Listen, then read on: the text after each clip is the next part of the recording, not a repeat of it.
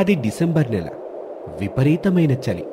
అందులోనూ తెల్లవారుజామున 6 గంటల సమయం. దట్టమైన పొగమంచును చీల్చుకుంటూ రమేష్ కారు వేగంగా రోడ్డు మీద ముందుకు పోనిస్తూ ఉన్నాడు. కారులో వెనక సీట్లో కూర్చున్న శారదకి అంతా అయోమయంగా ఉంది. తన పక్కన కూర్చున్న తన భర్త ప్రసాద్ మాత్రం హాయిగా పడుకున్నాడు. కోళ్ళ, ఇప్పుడు మనం ఎక్కడికి వెళ్తున్నావో చెప్పలేదు. ఇప్పటికీ 11 సార్లు అడిగారత్తయ్య. వెళ్ళిన తర్వాత చెప్తానని చెప్పాను కదా, ఎందుకు పదే పదే విసిగిస్తారు? ఏం చూడకుండా మీరు కూడా మావిలాగా పడుకోండి. అది కాదు కోడలా, నాకు కోపం తెప్పించకండి అత్తయ్య. కోపం వస్తే ఏం చేస్తానో నాకంటే మీకే బాగా తెలుసు. బాబు రమేషు, ఎంత చలిలో పొగమంచులో నన్ను మీ నాన్నని ఎక్కడికి తీసుకెళ్తున్నారు బాబు? కనీసం నువ్వైనా చెప్పు బాబు. అమ్మా, నేను చెప్పడం ఎందుకు?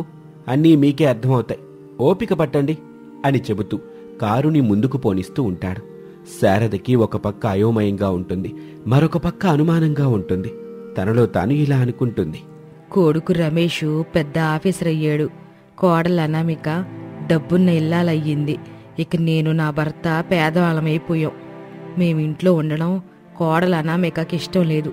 అంటే రోడ్డు మీద వదిలి పెడతారా అని అనుకుంటూ ఉండగా ఒకచోట సడన్ బ్రేక్తో కారు ఆగిపోతుంది. రమేషు అనామిక ఇద్దరూ చలికి వణుకుతూ కారు దిగుతారు. చుట్టూ చూస్తారు. అది అడవి ప్రాంతం. కొంచెం దూరంలో ఒక చిన్న గ్రామం కనిపిస్తూ ఉంటుంది. అనామిక, మరోసారి ఆలోచించనామిక. సినిమా డైలాగులు చెప్పడం నా వల్ల కాదండి. నేనొక నిర్ణయం తీసుకున్నాను. అందుకు నువ్వు సహాయం చేస్తానని చెప్పావు, చేయండి. ఎంత కాదనుకున్నా వాళ్ళు నాకు జన్మనిచ్చి నన్ను ఇంతవాణ్ణి చేసిన తల్లిదండ్రులు అనామిక. కావచ్చు, ఇక మీదట మీతో జీవితాంతం నేను కదా బ్రతికేది. మిమ్మల్ని బాగా చూసుకునేది నేను. మీతోనే సంతోషం, మీతోనే ఆనందం, మీరే జీవితం.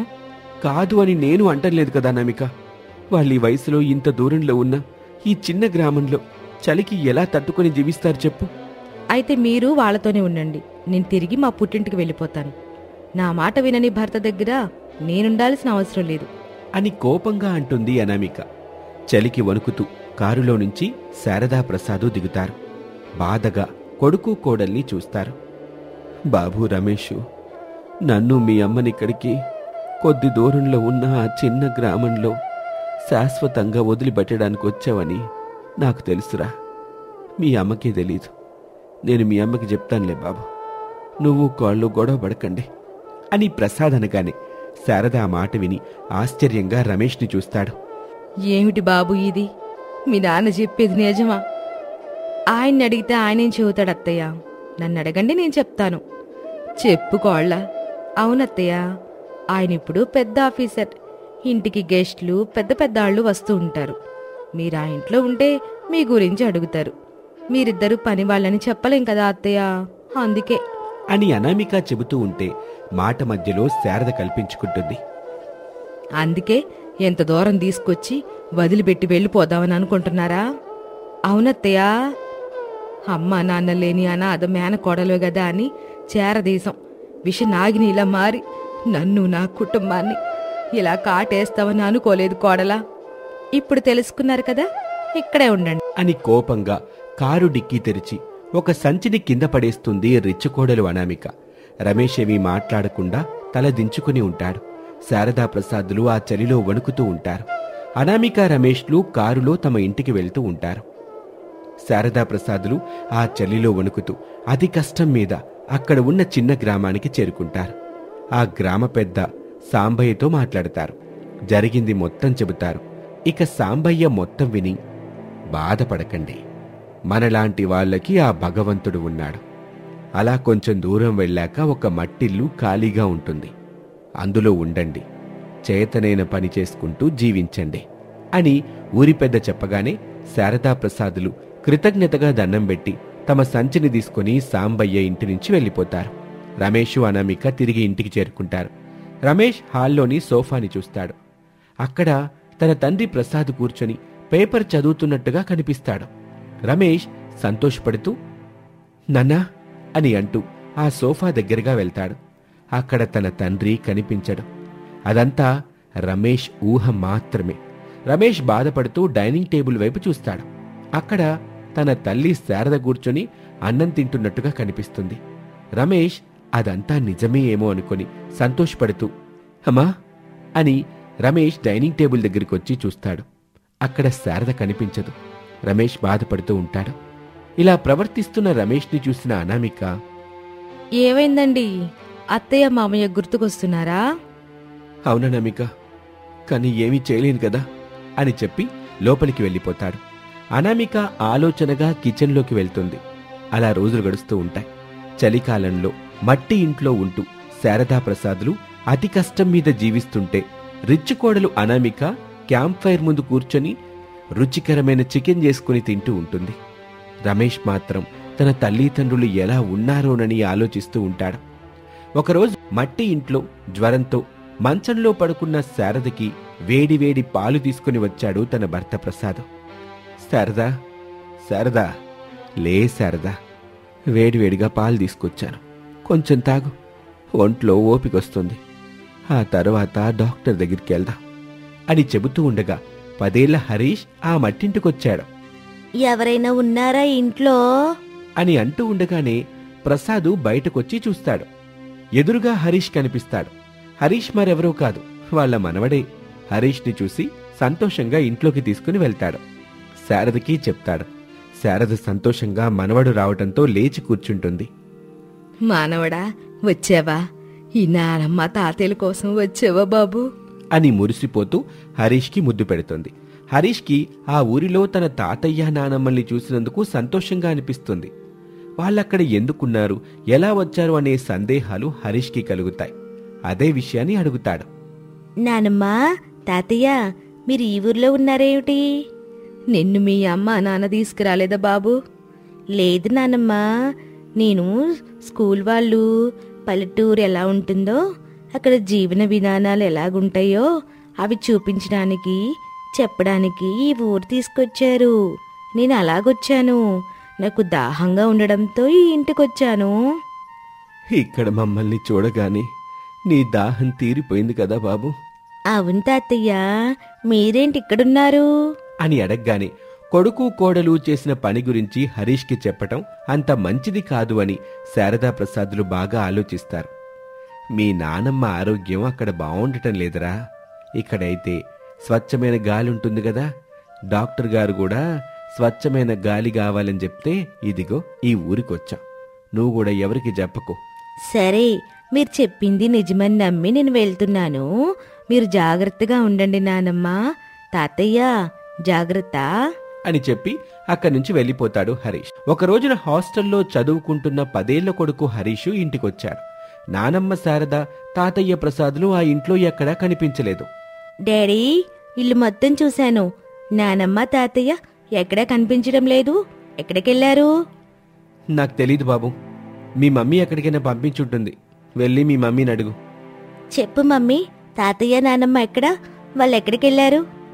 బాబు, అది నానమ్మ తాతయ్య తీర్థయాత్రలకు వెళ్లారు. అన్ని దేవుళ్ళని దర్శించుకుని వస్తామని మనవడు హరీష్ బాగా చదువుకుని పెద్ద ఆఫీసర్ కావాలని మా మాటగా చెప్పమని చెప్పారు బాబు. అలాగా మమ్మీ. పుణ్యతీర్థాలు ఈ మధ్య అడవి పక్కన ఉండే చిన్న పల్లెటూళ్ళలో కూడా ఉన్నాయా అమ్మా అని హరీష్ అనగానే అనామిక, రమేష్ షాకింగ్గా చూస్తారు.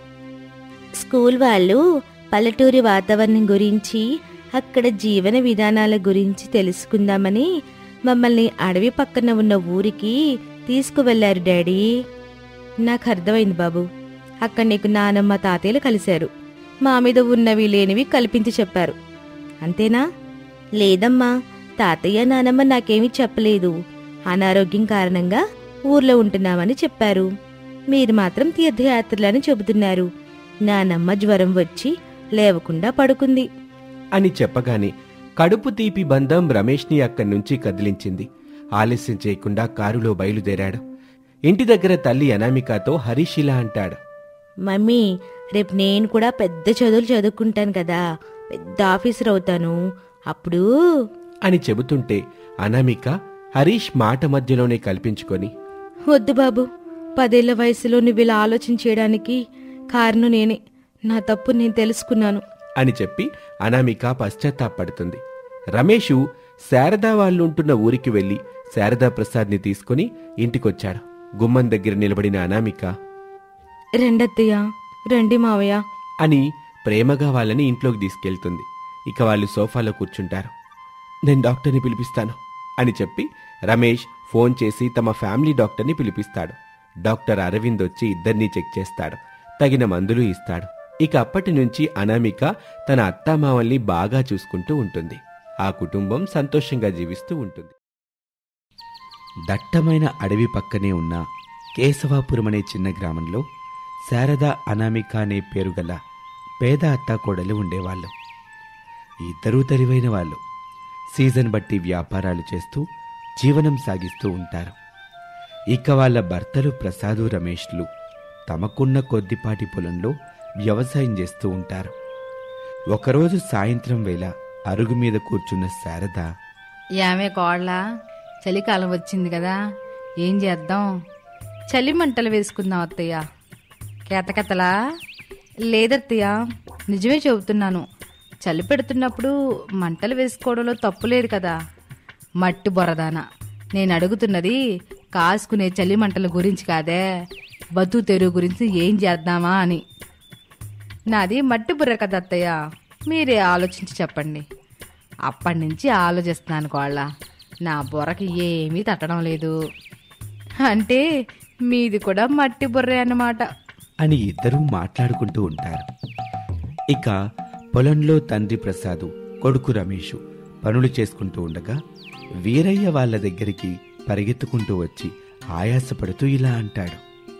పెద్దయ్య, దివాకరు, గోవిందు పొలం దగ్గర కొట్టుకుంటున్నారు. కొంచెం మీరు రండి బాబు, అదేదో చూడండి. అయ్యో అవునా, పద వీరయ్య. నాన్నా, ఈ గొడవలవి మనకెందుకు నాన్నా? దివాకరు, గోవిందు వాళ్ళ పొలం గొడవ, అది ఈనాటిది కాదు కదా. 2 ఏళ్లుగా కొనసాగుతూనే ఉంది. మనకివన్నీ ఎందుకు నాన్నా? తప్పు బాబు, అట్ట ఎప్పుడు అనుకోవద్దు. గొడవ పడుతున్నప్పుడెళ్ళి ఇద్దరి మధ్య సమస్యను తెలుసుకుని తీర్చాలి. ఇద్దరికి మళ్ళీ గొడవ పడకూడదని బుద్ధి చెప్పాలి. అప్పుడే వాళ్ళు మళ్ళీ గొడవ పడకుండా ఉంటారు. నాన్న, మీకేం చెప్పినా, ఏదో ఒకటి చెప్పినా నోరు మూయించేస్తారు. నేను రానన్నా, ఇక మీ ఇష్టం నాన్న అని చెప్పి పొలంలో కొడుకు రమేష్ పని చేసుకుంటూ ఉంటాడు. ప్రసాదు వీరయ్యతో కలిసి కొట్టుకుంటున్న దివాకరు, గోవింద్ వాళ్ళ దగ్గరికి వస్తాడు. ఒరేయ్ దివాకరు, ఏదైనా సమస్య ఉంటే కూర్చుని మాట్లాడుకోవాలి గాని ఇట్టా కొట్టుకోవడం మంచిది కాదురా. పెద్దయ్య, నేను వాడి జోలికి పోలేదు, వాడే నా జోలికొచ్చాడు. నేనేమీ కావాలని పోలేదు పెద్దయ్య. గట్టు మీద నుంచి నడుస్తుంటే కాలు జారి పొలంలో పడ్డాను. సారీ కూడా చెప్పాను. కానీ ఈ దివాకరు నేను కావాలని వాడి పంటను నాశనం చేయాలని పడ్డానని తిట్టాడు. నీకు నాశనం చేసే ఉద్దేశం లేనప్పుడు తిట్టుకుంటే నీకేమవుతుందిరా? అరే, నీ పొలంలో పడింది నేనే కదరా, అప్పుడు నువ్వు తిట్టేది కూడా నన్నే కదా అని చెబుతూ ఉంటే కోపంగా దివాకరు గోవిందుని కొట్టడానికి చేతిని ఎత్తి మీద మీదకు వస్తాడు. అది చూసి ప్రసాదు గట్టిగా దివాకర్ని నెట్టేస్తాడు. అంతే, దివాకర్ వెళ్ళి పక్కనే ఉన్న రాయి మీద పడతాడు. ఆ రాయి తలకు బాగా గట్టిగా తగలడంతో దివాకరు అక్కడికక్కడే చనిపోతాడు.